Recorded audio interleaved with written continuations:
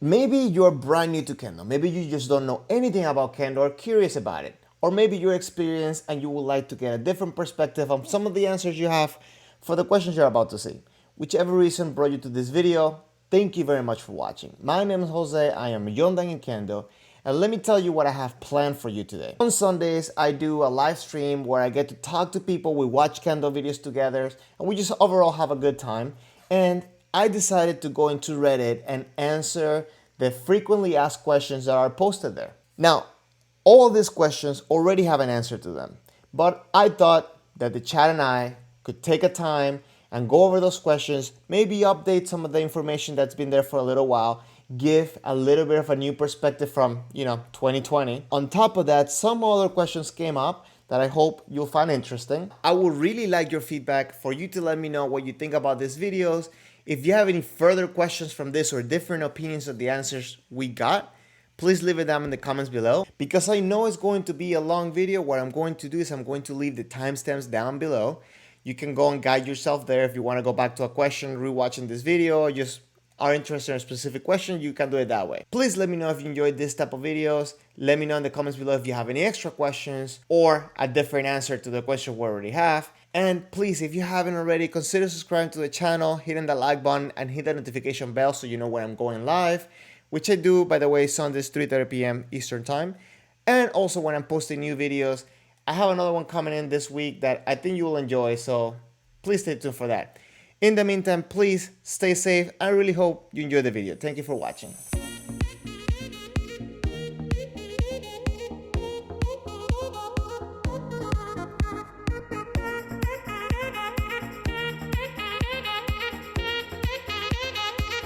We're talking a lot about beginners.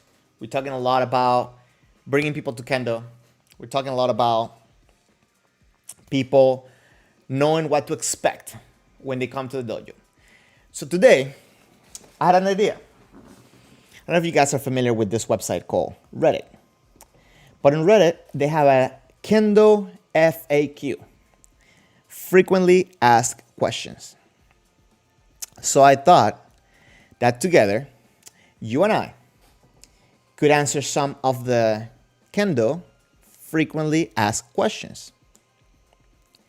Some of these answers, actually all of these answers, all of these questions are already answered. But we're going to see what we think about that answer and see if we have anything to add. So hopefully anybody coming into Kendo, being curious about Kendo, or maybe you started Kendo not long ago, they can get some answers that they need. That being said, if you feel like there's a question that is not here, that you have heard or you have, share it. Please share it. That way we could give an answer to that question. Starting Kendo FAQs. And I guess I'll just put it over here so that way you guys can see it and the chat can be seen as well. Where can I practice Kendo? Well, you can practice Kendo at any club that is affiliated with the International Kendo Federation. The FIK has member federation in many countries, and most of these maintain clubs list available throughout their website. To find the member federation of your country, Google Kendo Federation and the name of your country, or check the FIK member list, which is the link right here. If you're having trouble finding a dojo opposed to our Kendo, we'll be glad to hook you up. I think checking out your Kendo Federation, should be number one thing. It definitely helps to have an affiliated federation. Where should I put this? Sorry. I think it's great to have an affiliated federation. That way you can make sure that you get quality teaching, or at least some type of standardized teaching. And there's a lot of martial arts or different dojos that they claim that do one martial art and then do another one, but they don't really do that. So obviously going through the International Kendo Federation is the way to go. If you have any questions, if you would like to get a dojo that's close to you, you can also join our Discord, and we have people from all over the world and they can tell you which will be your closest dojo. Can I learn Kendo from a book or a video? No. Kendo is an activity that requires training partners and qualified instructors. Books and videos are useful tools for those already in a club. I agree 100%. Obviously, because of 2020, we have come up with a lot of different resourceful ways to start people into Kendo through online teaching. So you do need someone to guide you, to check you, and to make sure that you are getting the correct motions and the correct basics. But doing it on your own, I think it gets open to a lot of misinterpretation. There's a lot of details in Kendo that you should be careful on not missing out. So always look for someone to teach you, someone that's affiliated to the International Kendo Federation in one way or another. There's no club near me. The schedule doesn't suit me. I'm too shy. That's not formulated as a question. That's a statement.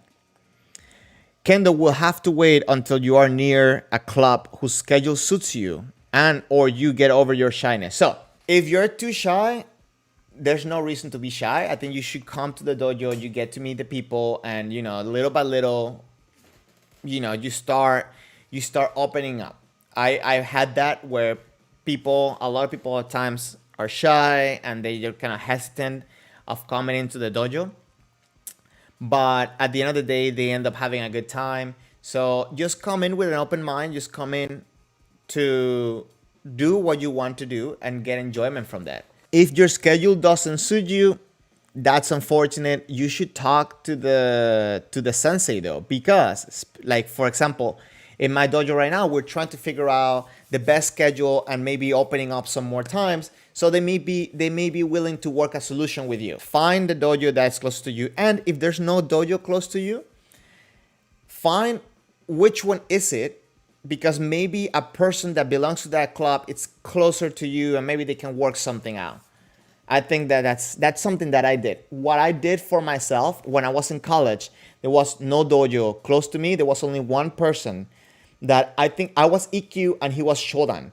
So we practiced together as much as we could, and we visit other dojos that were like 4 hours away from us.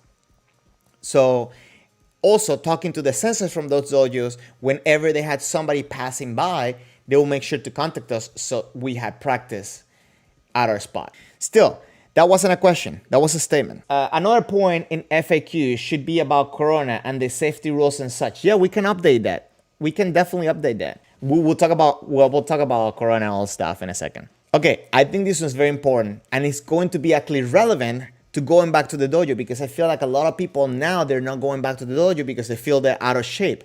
What should I do to get ready to join Kendo? So see your doctor if you're really out of shape. Otherwise, jump right in. People find all sorts of excuses to put off starting their training. If you wait until you are in ideal condition, you will never start. Beginner classes aren't very strenuous. Beginner classes tend to be very easy, but let me just put it this way. It's very easy to us doing Kendo. It's not really that easy to beginners though.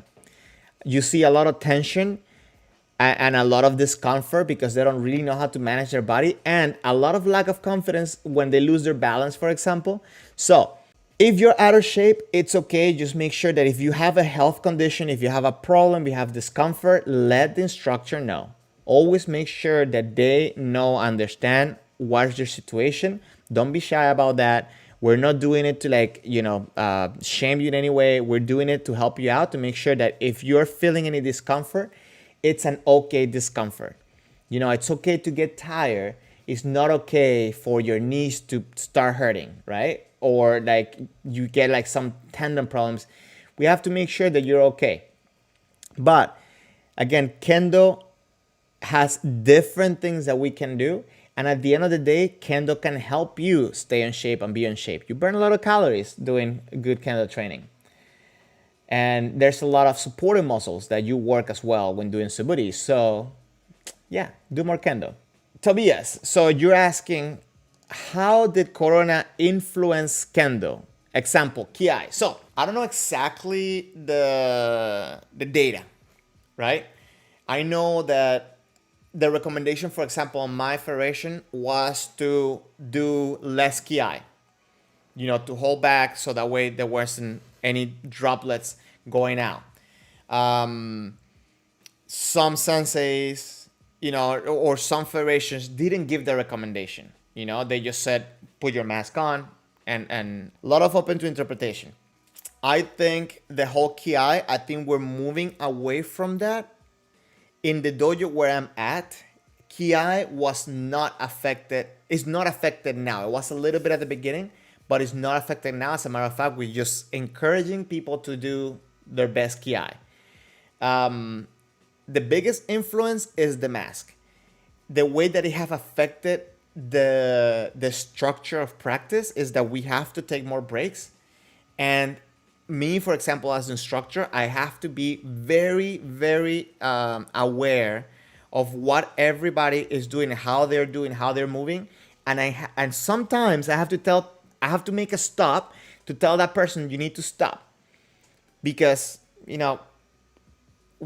I see that they're not having a good time, and not that I'm not having fun. They're not having a good time, as in like they're in pain, they're suffering, and maybe they feel bad stopping because everybody else is looking, whatever. It's like, no, take a second, it's okay. So that's, I think, that's the biggest influence. Besides that, I think for me it was mental at the beginning, just having the mask, thinking, oh, I can breathe, I cannot do this as much, but then I figure out, it's like, okay, I can do it. Like, this is not really a problem. It's it's harder, but doesn't mean I cannot do it. Hope that answers your question. And it's my perspective. Is Kendo supposed to hurt? Okay. You are going to get hit. You will feel the contact. You will feel a level of pain. But for example, we avoid that excessive force because, like, for example, for kote, right? Kote can be very painful, especially when people come from like up here and then just come down like really hard. There's no reason why they should do that. So they should control that. In a way, you will feel the impact and things will happen. For example, like I have a bruise, I think it's here. Yeah, I have a bruise here. I don't remember how I think I got pinched when someone shinai is here. So like you will get those type of things, but it's not like, I would rather get hit by a shinai than stomping my toe against a corner. I don't know if that answers your question that way. Let me see.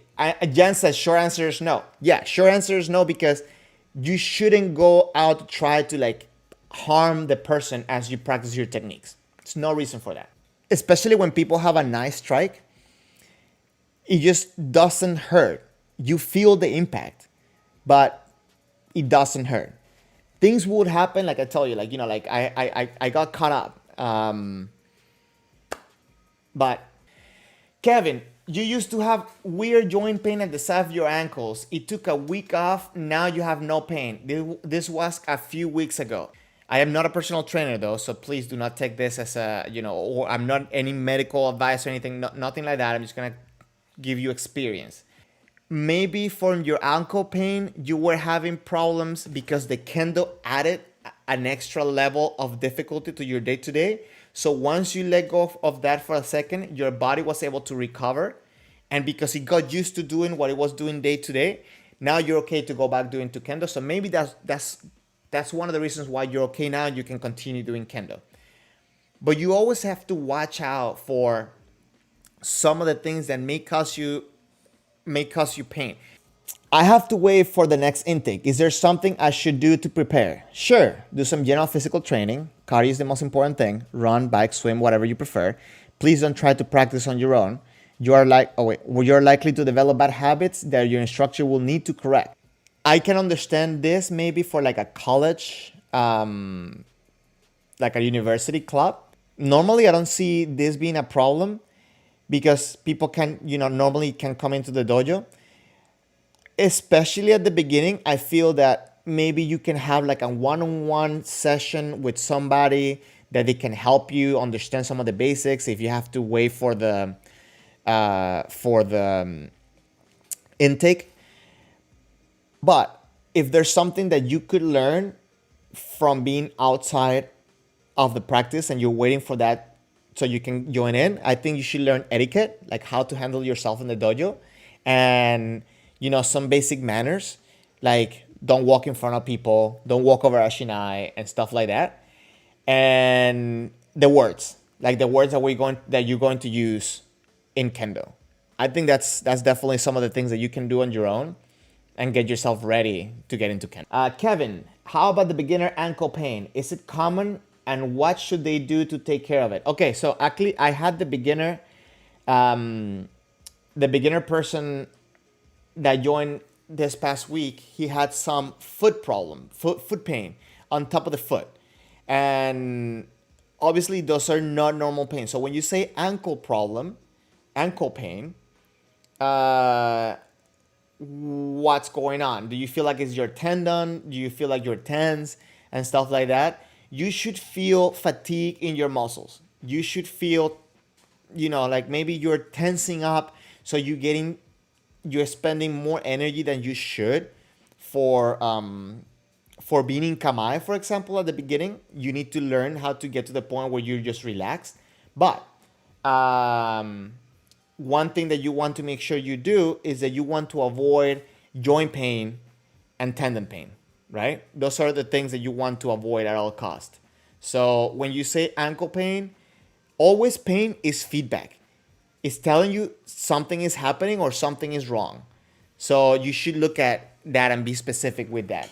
Do I need prior martial art experience? No, actually most instructors will prefer that you didn't have any experience. Kendo is different from almost every other martial art in its stance, postures, and movement.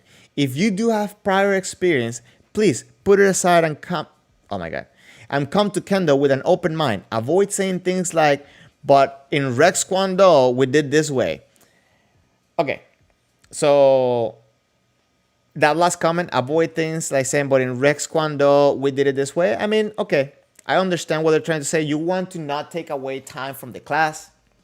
You want to make sure you are, polite to the instructor and stuff like that. You want to have an open mind that you want to learn. You need to understand that. Okay, I get that. But it's also a way to open up discussion of why the things we do work and how they work for Kendo specifically. One of the beginners that just joined up, he does boxing and jiu-jitsu, right? And the very first comment he made is like, okay, the stance is different, right? You have your whole body forward, where for those arts you have a little bit of a tilted motion, and it's like, well, yeah, it does work this way because we have a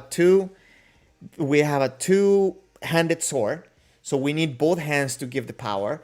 Or not to give the power. We need both hands to use the sword, and we need both hands to come in forward. So if you have the body tilted, then you're taking away your reach, and a couple of different things. So I think it opened up a nice way for him to actually understand it and actually self-correct himself as the class was going, because he kept putting that into his mind. Do you need any prior martial arts experience? No, you don't.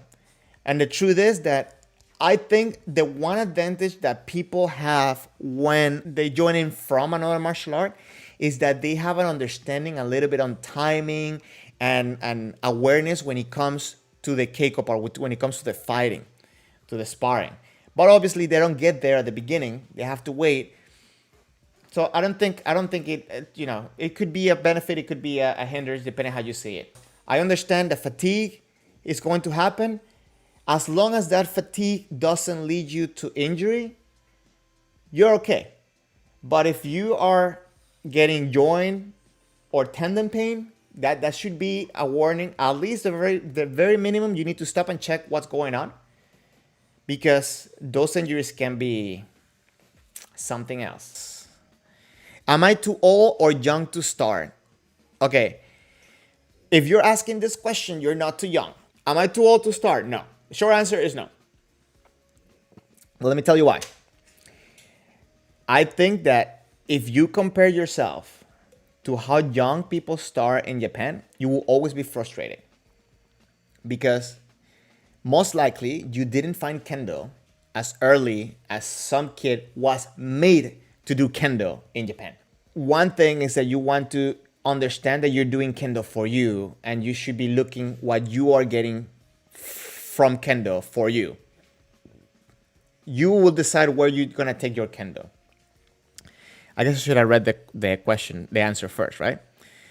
outside of Japan or Korea, most people start Kendo as adults.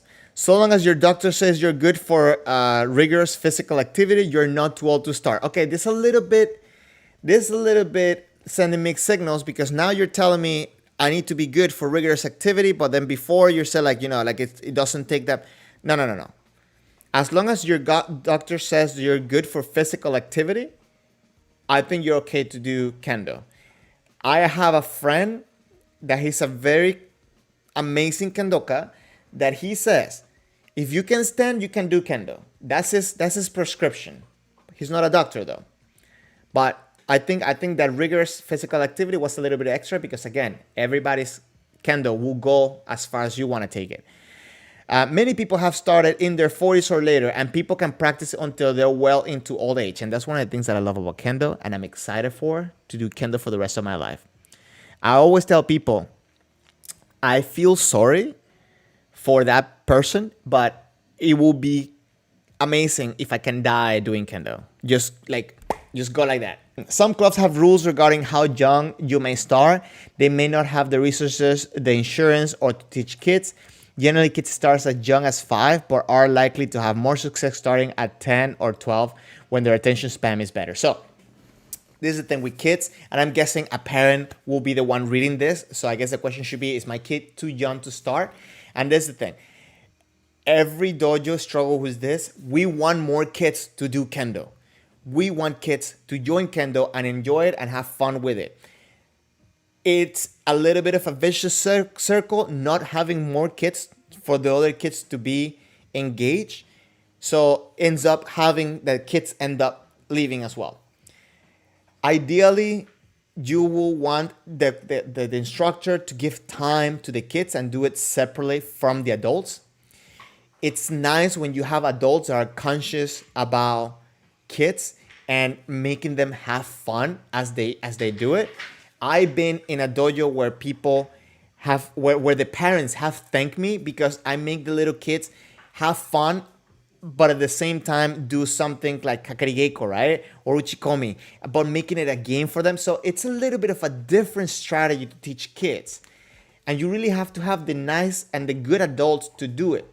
But ideally, please bring your kids and just work something out with the sensei. That way, we can make it happen. We can have more kids. I'm nervous about doing the wrong thing. Where can I study up on terms and manners? Actually, we talked about that, right? That's something that you can start doing before going to the dojo. Don't worry about it. The instructors will help you. They don't expect you to know anything off the bat. And I was thinking about this. Let me show you this. Kind of fundamentals, right? There's a bunch of books like this that they devote a lot of information at the beginning on, like things like how to wear your uniform and stuff like this. A lot of Kendo books have that information, and it's definitely a good thing to know, to do. Maybe I should compile actually, maybe Jan already has a list of things that we can share with people. But yeah, I think that's a good idea. But the sensei will definitely help you. And if you join the Discord, we can also help you there too. Join the Discord. How much is the gear? Haha. Well, the gear, maybe some of the prices are a little bit outdated in here. They're saying that Bogu starts around $400. And yeah, that's somewhat accurate. Again, Ibogu has that sale with that very cheap Bogu and the uniform and stuff like that. The good thing about Bogu is that it might be a little bit expensive for you at the beginning, but as you go forward, you can use the Bogu for a long time. If you take good care of your gear, also your uniform will last you a long time. And I think the most used and like thing that needs to be changed is going to be the shinai.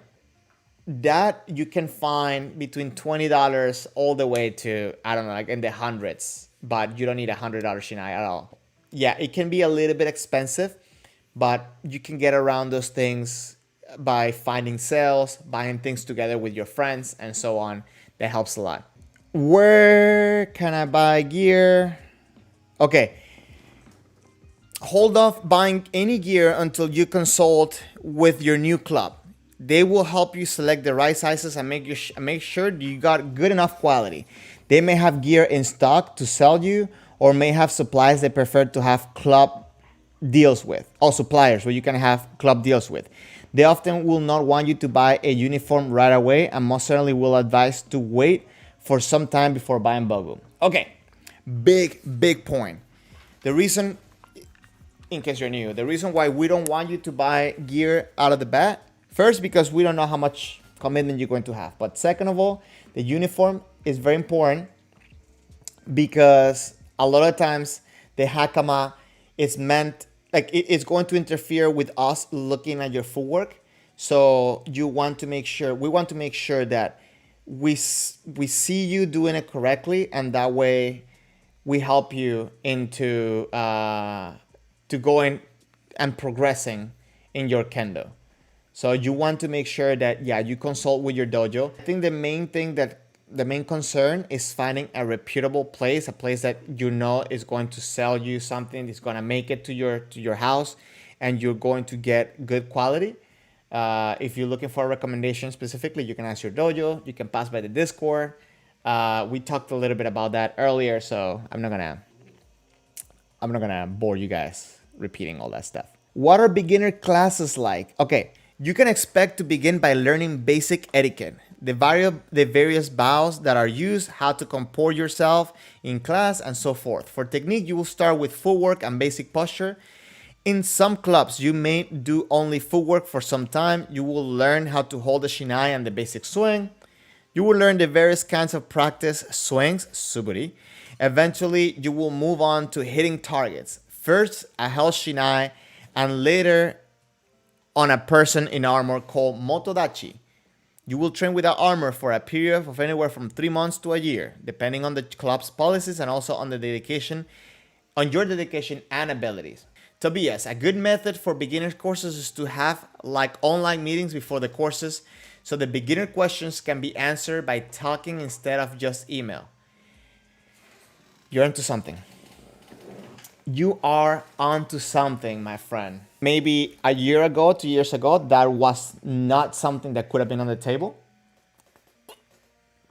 But because of the adaptations that we have made, I think that's a very, very good suggestion. I would definitely look into setting up something like that. That's something that it will make it more personal for the student. You can start getting to see them. They can start becoming familiar. They can get to see the personality. You can find out more about them without taking time away from the students, which is the main problem that I'm having right now.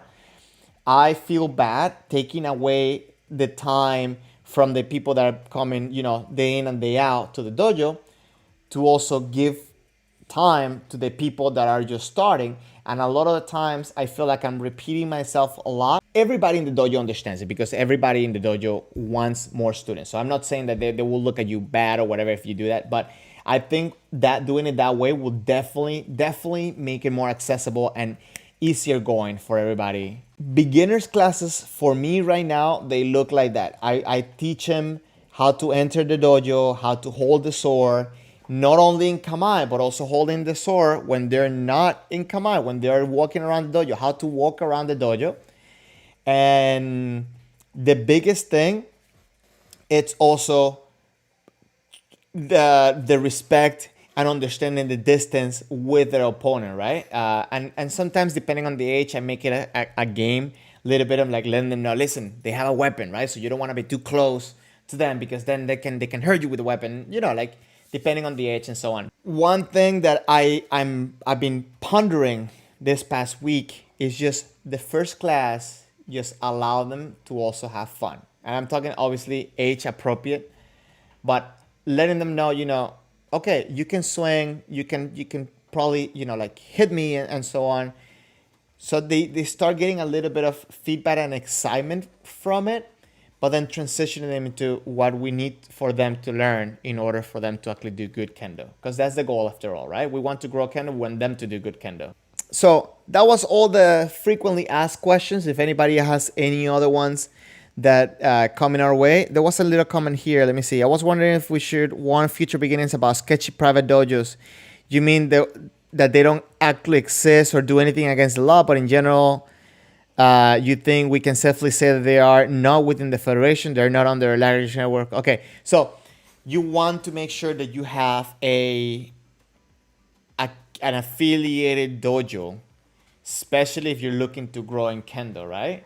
If you're looking to Kendo, because if you have somebody out there just teaching you how to like wield a sword and look like a samurai, and that's what you're looking for, okay, cool, that's fine. But if you're looking to do Kendo, you should find a dojo that's affiliated. You should find people that are affiliated with the International Kendo Federation, one way or another, whether it's through the federation, the regional federation. For example, here in the United States, I live in Miami, we have the Southeast Kendo Federation, which belongs to the All United States Kendo Federation, which belongs to the International Kendo Federation. So yeah, that's ideally what you want to do. Find people that are in one way or another affiliated with the International Kendo Federation. That's a big thing, guys. We need to get together, share ideas. At the end of the day, listen, we can be as competitive as we want to be during Shiai. But at the end of the day, if we want to get better in Kendo, we have to bring people up. You cannot keep them down. If you do that, listen, I think there's very few people that even after fighting a tournament where he beat me or I beat him, we don't get to go and enjoy Keiko together after and have a good time and keep learning from each other.